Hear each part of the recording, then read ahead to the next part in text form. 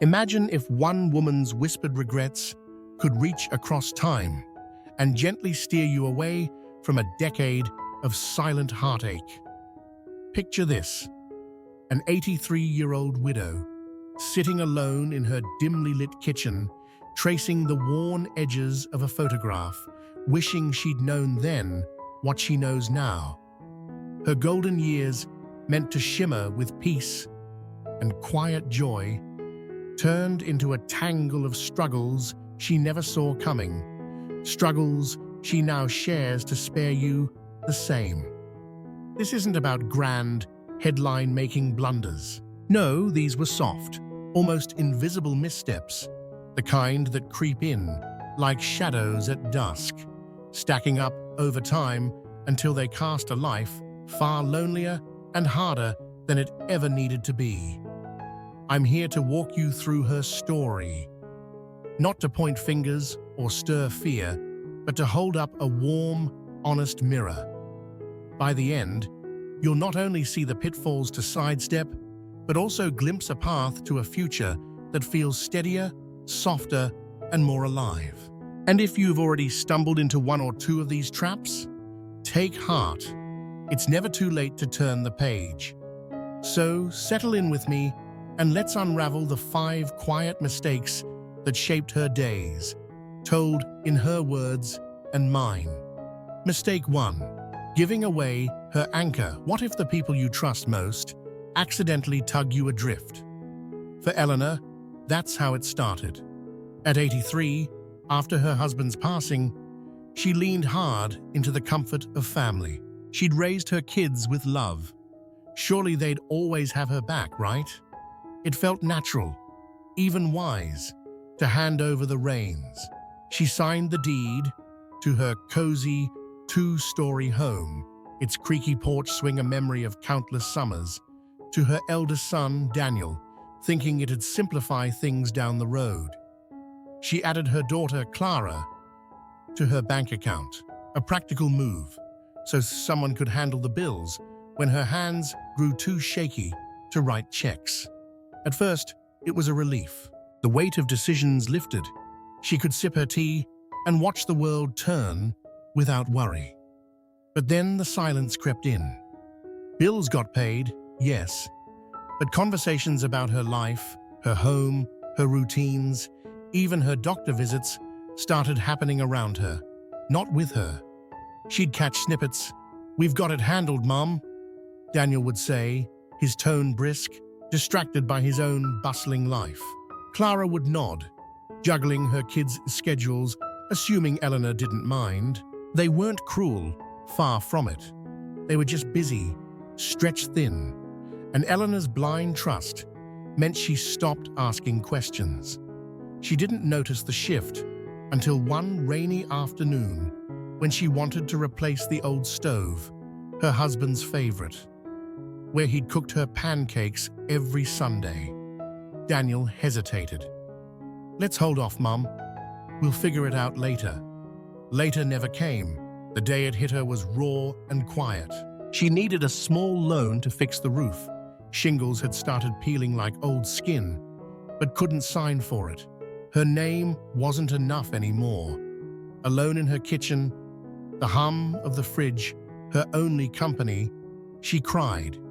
Not for the money, but for the dignity she'd let slip away.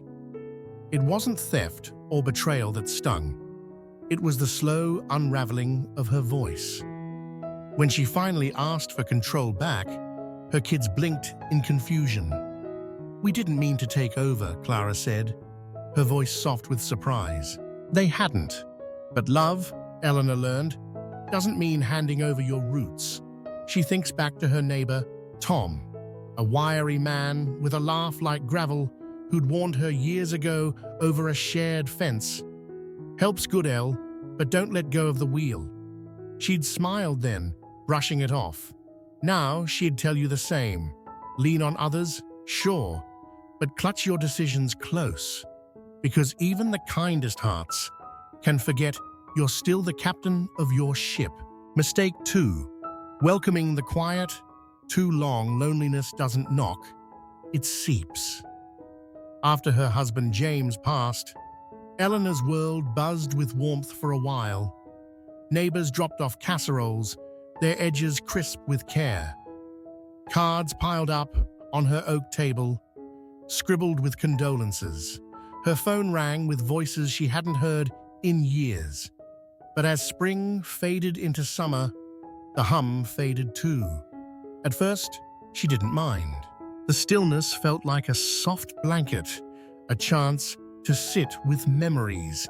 James's low chuckle, the way he'd hum off-key while gardening. She'd linger by the window, watching robins peck at the feeder he'd built, and think, this is enough. Then came the invitations. Her neighbor, Ruth, with her bright scarves and brighter smile, asked her to a book club.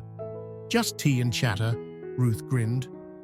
Eleanor declined with a polite, "Oh, maybe another time."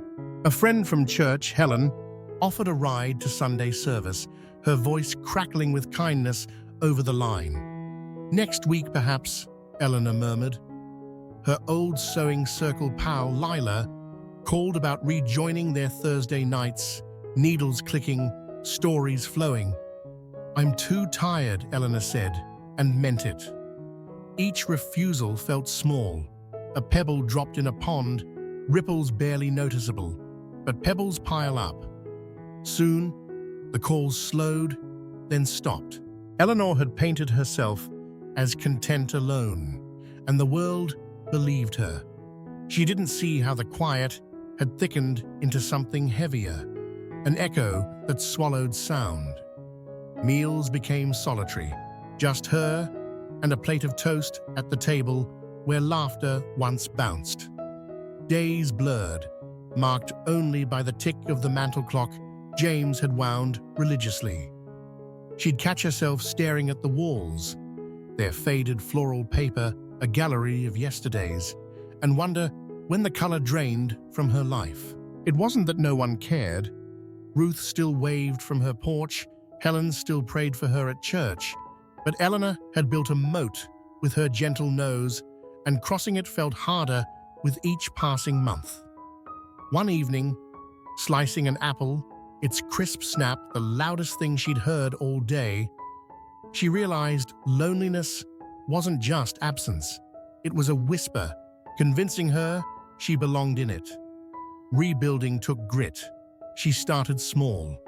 A wave back to Ruth, a yes to Helen's next call. She even shuffled into a church service, the hymns wrapping her like an old quilt. Slowly, voices returned, imperfect, human, hers. If Eleanor could sit with you now, she would say yes sometimes, even when it's easier not to. The quiet's fine for a spell, but don't let it move in. Mistake 3, turning a blind eye to the numbers of money talks. But Eleanor stopped listening. James had always handled the finances, his steady hands balancing checkbooks, renewing policies, tucking away savings for rainy days. When he was gone, she assumed the system he'd built would hum along without her. For months, bank statements sat unopened in a drawer, their envelopes yellowing beside unpaid bills. When she finally peeked, the numbers swam, codes she couldn't crack. Late fees sprouted like weeds, an insurance policy lapsed unnoticed. She'd shrugged to herself, it'll sort itself out. Pride kept her quiet. At 83, she'd raised 3 kids, weathered storms. How could she admit she was lost in her own ledger?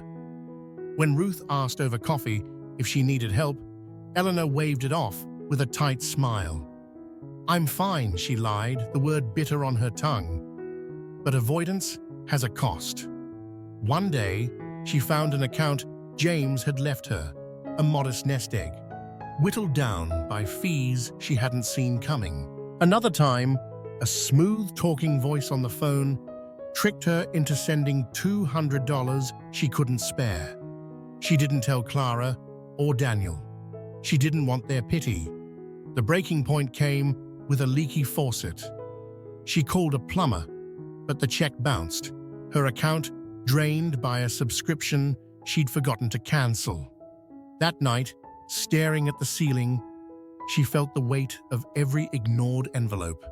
Swallowing her pride, she called Clara. "Can you look at this with me?" she asked, voice trembling. Clara didn't judge. Together, they untangled the mess, set up autopay, met a grey-haired advisor named Mr. Patel who explained things with patience, even laughed over cancelling a decades-old magazine she'd never read. Eleanor's kitchen table became a classroom, receipts and calculators scattered like puzzle pieces. She learned late, but she learned. Money doesn't wait for you to catch up. Ask sooner, she'd tell you now, her eyes crinkling. It's not shame to need a hand. It's strength to grab one. Mistake 4. Letting old wounds fester. Bitterness is a slow burn. Eleanor didn't see herself as angry, just tired, maybe a little let down. Ruth stopped popping by after a while. Lila didn't show at James's funeral. Her cousin Sam never called, not once. She'd brush it off. People get busy, but each slight stuck like a burr. She'd replay old talks in her head, nursing hurts she wouldn't name. Over time, her voice sharpened. A cashier's mistake at the grocery store got a snap. A telemarketer's pitch earned a curt hang-up. Then came the vase. Her grandson, Noah, all of 10, with his father's wide grin, burst in one day, arms flapping with a tale from school. He bumped the table, and down went James's favorite vase, blue glass shattering across the floor. "Can't you watch where you're going?" Eleanor barked. Noah froze, his joy snuffed out. She saw it, his flinch, the quiet. And that night, sleep wouldn't come. It wasn't about the vase. It was the heaviness she'd carried too long, spilling over. Bitterness had tinted her world grey. Every unanswered wave felt like a slight, every spilled story a burden. She started scribbling in a notebook, not to stew, but to let go. She joined a grief group at the community center, where a woman named Grace, with silver hair and a raspy laugh, shared her own losses. Eleanor listened, then spoke, her voice wobbly but real. One day, she called Lila. "I miss you," she said simply. They met for soup, steam curling between them. And the years melted a little. Healing, she found, isn't erasing pain. It's loosening its grip. "Don't let the hurt settle in," she'd whisper to you. "It's too heavy to carry alone."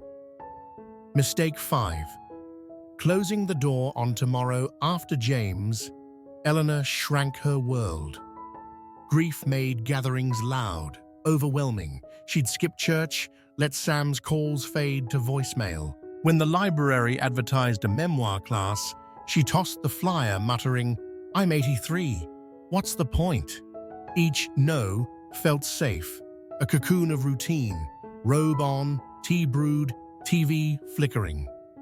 Days softened into sameness, meals shrinking to crackers and soup. She didn't see it as giving up, just resting. But one afternoon, sorting James's old sweaters, she found a postcard, yellowed, edges curling, from a trip they'd planned to Maine, never taken. His scrawl read, "Still so much to see, Elle. Let's keep going." Her throat tightened. That spark, he'd seen it even then. On impulse, she signed up for a cooking demo at the senior center.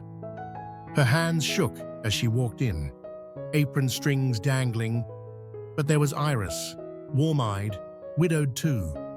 They chopped onions, swapped stories of husbands who loved garlic, and laughed until tears streaked their cheeks. That night, Eleanor slept with a smile. Saying yes, even once, cracked the door open. "Don't stop looking forward," she'd tell you, her voice firm. There's joy left if you let it find you. Section 6. Finding light in the small things. Life after loss can feel like a house with too many empty rooms. For Eleanor, the big moments, anniversaries, holidays, hit hard, but it was the quiet days that nearly swallowed her.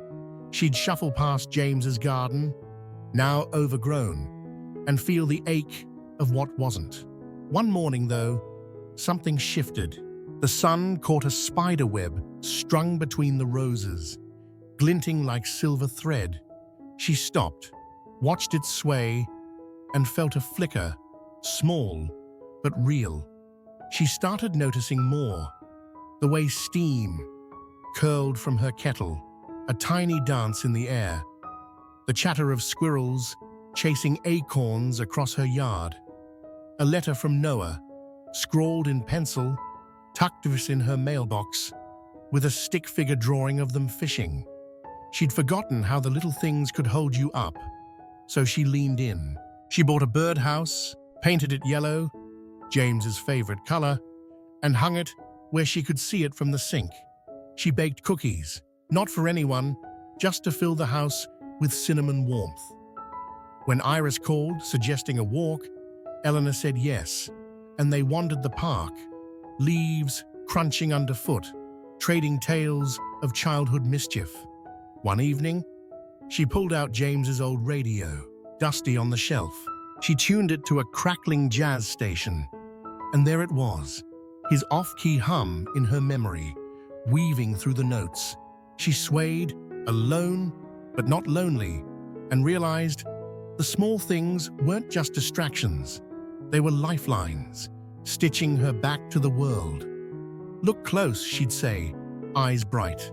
The little joys, they're what keep you going. Final thoughts. We like to think wisdom's forged in triumphs, but Eleanor's story says otherwise. It's the stumbles, the quiet regrets that teach us most. Her path echoes in so many. Widows, widowers, anyone facing the long stretch of years alone.